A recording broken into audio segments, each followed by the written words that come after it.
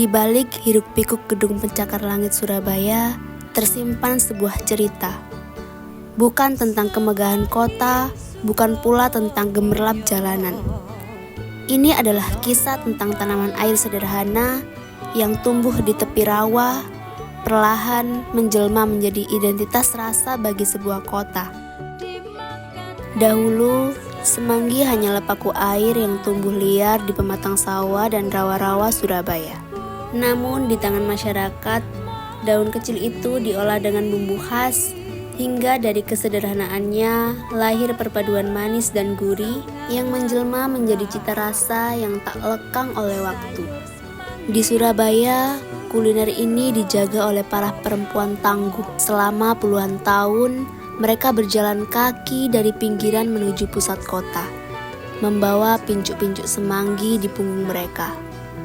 Bukan sekadar hidangan, semanggi adalah kisah ketekunan tentang para ibu yang menghidupi keluarga dengan langkah yang tak pernah lelah.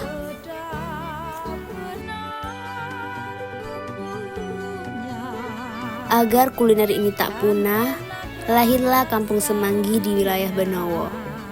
Disinilah warga menanam dan merawat semanggi. Bukan lagi sekadar tanaman liar, kini semanggi hadir dengan berbagai inovasi. Latar belakang kenapa orang tua kami dulu memilih semanggi sebagai komoditas ekonomi ini sejarahnya, tapi sejarah berdasarkan cerita ya, turun-temurun. Karena kesulitan ekonomi saat itu, tahun 1960 dimulai berjualan semanggi. Kalau kita membayangkan tahun 1960 itu saat mungkin Indonesia sedang sulitnya secara ekonomi, sehingga beliau-beliau itu sampai memilih daun semanggi yang sebenarnya gulma, tanaman semanggi yang sebenarnya gulma itu bisa menjadi komoditas ekonomi. Akan tetapi bagi kami sekarang ini sebuah PR besar. Orang tua kami yang dahulu secara teknologi mungkin tidak memahami, tapi mampu mengambil sebuah keputusan memilih daun semanggi sebagai makanan yang ternyata mampu menjadi salah satu makanan khas Surabaya.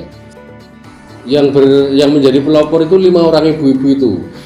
Ada namanya Bu Narmi, ada namanya Bu Rawit, terus yang 3 ini lupa saya. Tapi 5 orang ibu-ibu itu yang seringkali mungkin diberitakan atau diceritakan beliau itu dulu ngekos di daerah Petemon. Perkembangan penjualan semanggi, daun semanggi di sini menurut kami sungguh luar biasa.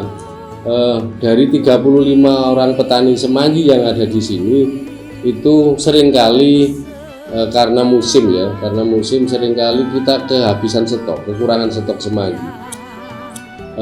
Apalagi saat musim-musim hujan yang cuacanya kurang bagus begini, itu pertumbuhan semanggi kurang bagus.